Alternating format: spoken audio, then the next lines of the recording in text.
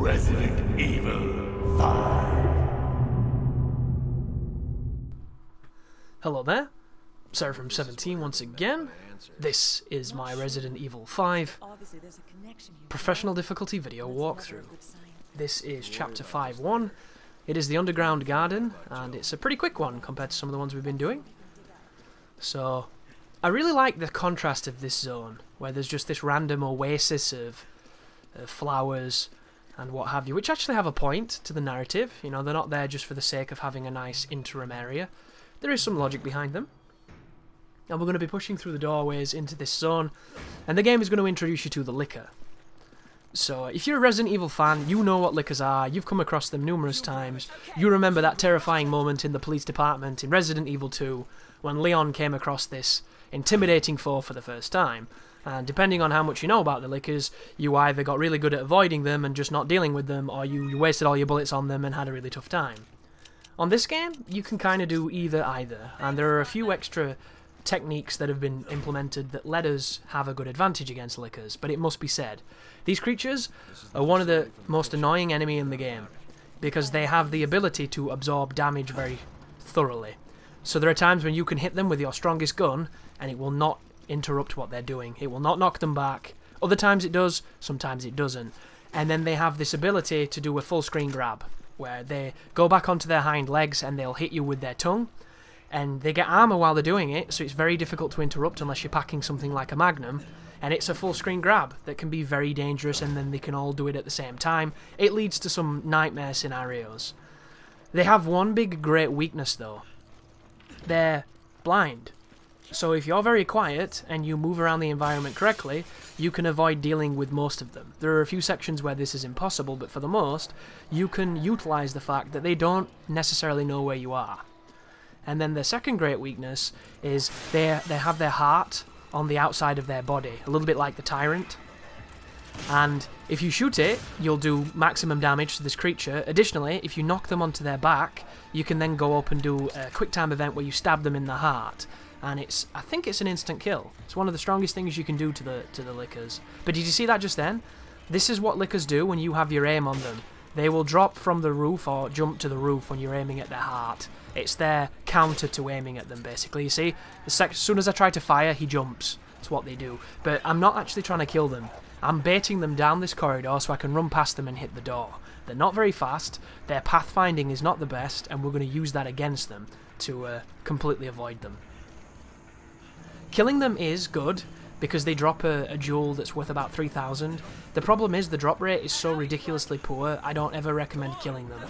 They're an enemy that takes way too much damage for how small that drop rate is, and I wish it was better, I really do. I think that every single Licker should drop one because they're a nightmare, and on Professional, they take a lot of damage to kill. But I can hear them still walking towards us, and I'm here looting buildings and things because I'm a beast. In here is the AK, which is just a replacement machine gun, should you choose to use it. I can still hear the Licker. That's one of the advantages of playing games without volume on, is I can't hear where the threats are, so I'm way more relaxed than I probably would be if I had these Astros on, because I can hear it. I can't hear it now, it's like it's stopped, but who knows. I could hear it before. And that's one of the reasons why I play without volume, and I record a lot without volume, because it does two things.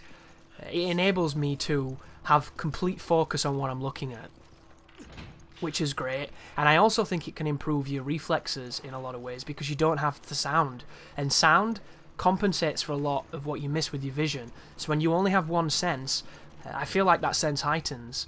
You know, like when they say when you lose your eyesight, your hearing gets better, or vice versa, because your body compensates, and I really think that that's true. And there are moments when I play without volume where I feel sharp, I feel really in tuned. There are moments when I don't, and I need volume because I feel like I'm missing cues that I need to be effective.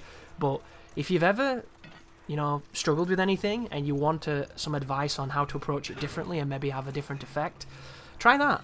You know, it might be the thing that you need. Kicking that door will get all the attention of the Lickers. I place mines here, but I do not put enough space between them, and the mines blow each other up. I thought the radius on the bombs was a lot less than it is, and I end up...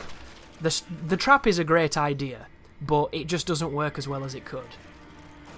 the thing that really works in our benefit is the fact that because we don't, well, I'm not too sure how this works with the aggro, but towards the end of this encounter, the Lickers don't quite know where we are, so they start climbing the walls instead of attacking, and it really works in our favour. That guy does a bit of jumping, and then he does the stunned sitting listening pose, and I'm just kind of biding time, and you'll notice they don't quite know where we are. So I don't know if it's because the flashbang disorientates them, or however you say that word that I can never say recently. But whatever it is, it worked, so God bless. But the checkpoint here, you want to restart and get your rocket launcher bought, or you want to go and get one from the marshlands if you don't want to buy one. All we're going to do, I've put my Magnum on. It's non-upgraded, it's just the one that we found in the marshland level. I'm going to shoot this guy's weak spot until he falls down, which is about 3 Magnum rounds, I think, or maybe oh, I've swapped to the shotty. So 2 Magnum rounds and 3 shotgun shells will put him down. Run up to his mouth, pop a grenade in there. That's going to blow the skull off of his head so that you can see his exposed brain, and then we're going to fire the rocket at the exposed brain, and it's going to kill him instantly. You can fight this battle just by sticking grenades in his mouth. You can stick 3 grenades and win, but I didn't want to waste grenades when I can just get a free rocket launcher and end a fight in 30 seconds. So there goes the boss. That's the end of the mission. Thank you very much for watching, and you take care now.